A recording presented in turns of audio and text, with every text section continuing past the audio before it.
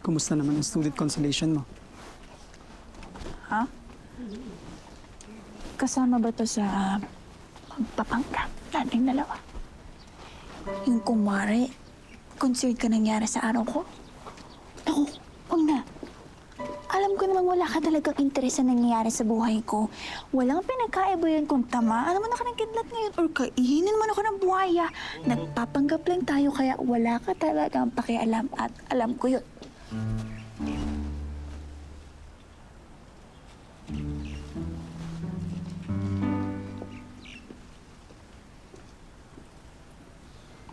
Sorry.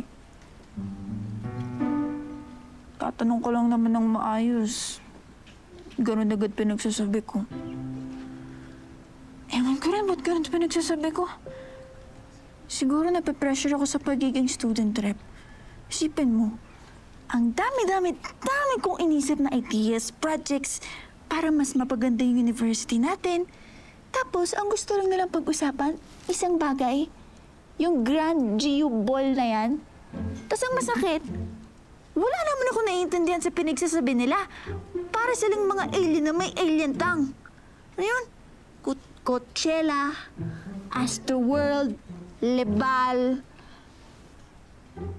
El Valle de Dutch. Yun. Tapos, meron pa. Pinag-uusapan nila yung Pierre Gagnar na parang kapitbahay nila. Eh, hindi ko makidala kung sino yun eh. Wala akong idea. Sino ba yun? Siguro karma ko to. Bida-bida ako.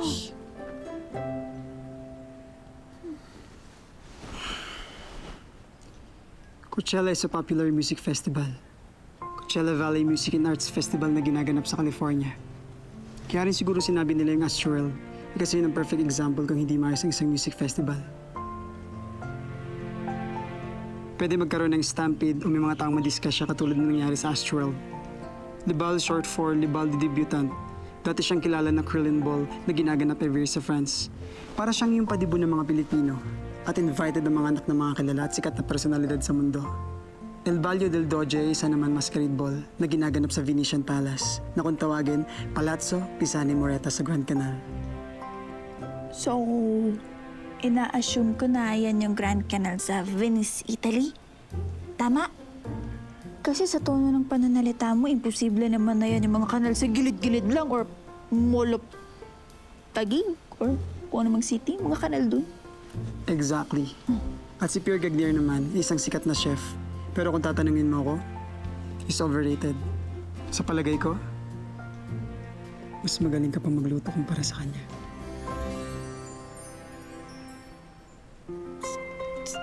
Salamat sa vote of confidence mo.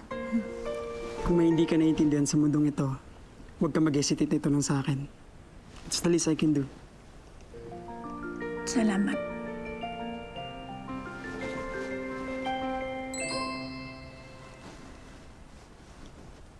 Maaga pa naman. Kumain muna tayo. Huh? Saan?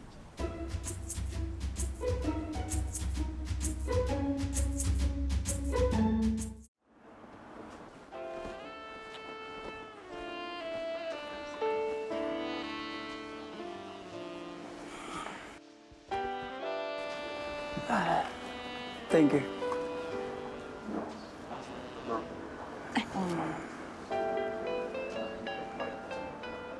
Order ka na.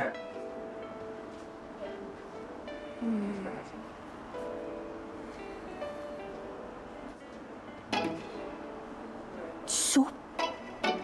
450 pesos per bowl? Ano yun?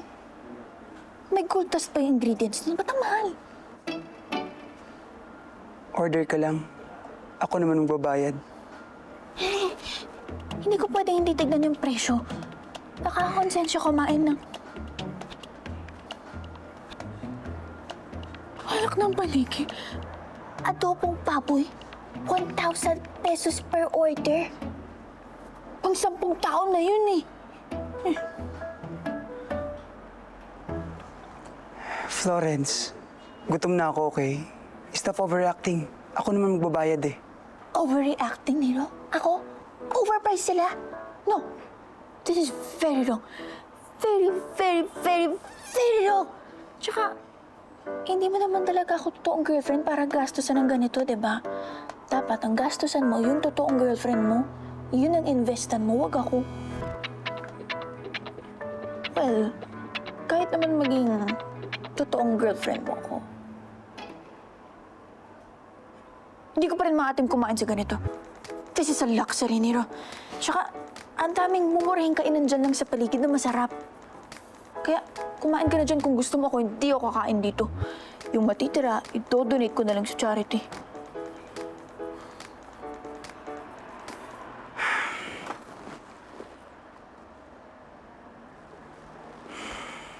Okay, sige. Saan ba itong mga kainan na accepted na moral standards mo?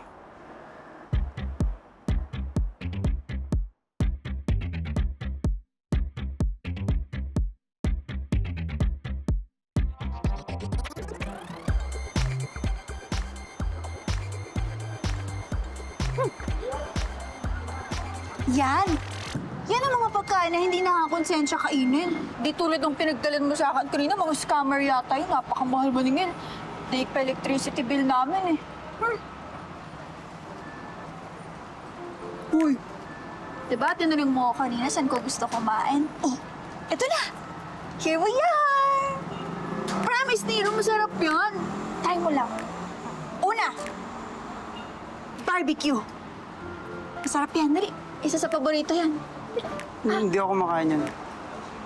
KJ nito, Nero, alam ka namang rich kid ka, pero dapat try mo rin yung ganitong pagkain. Dali na.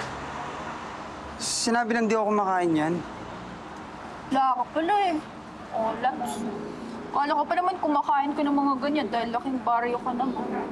Mali pala pagkakakilala ko sa'yo. Kuya, isang isaw, tsaka Betamax, tsaka chicken ass. Yeah. Ano nangyari? Kala ko pa hindi ka kumakain. Nagutom ka lang, no? Pilitan ka, no? Hindi lang ako kumakain ng barbecue. Pero isaw, Betamax, tsaka chicken ass, yan ang mga favorite ko. Yan ang madalas na ulam namin sa mga medical mission nila, Dad. Oo. In fairness, pati pangalan, kabisado, ah. To be fair, hindi ko in-expect yan. Timawa ka pala sa ihaw-ihaw, eh. Nakangiti ka ba? Mas cowboy pa pala yun sa akin.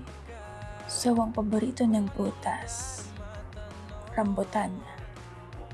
At mukhang ang paborito niyang pagkain ay ihaw-ihaw sa hepalay. Good job, Florencia. Unti-unti mo nang nasisolve ang pagka-mysterious ni Nero. Halika, sumabay ka na sa akin sa school. Let's go, Florence. Bro, ako na muna maghahatid kay Florence. Ako ang boyfriend. You mean fake boyfriend?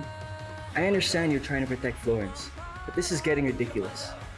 May agreement kami ni Florence. At payag siya to help me. Kaya huwag ka na makialam.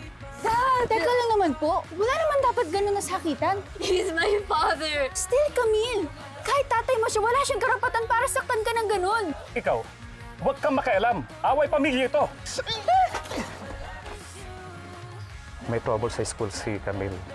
Nakakompronta ko po yung mga apo ni Don Perel. Sinimula nung babaeng Perel, sir. Babaeng Terel? Ano yan? Gusto mo malaman? May mga pailaw pa? Ba't ka may comforter? Basta nga. Tatag mo. Higa. Higa. Ready ka na? Ready ka na? Bibigyan ako ng 3, ah. 1, 2, 3! Oh, ano yan?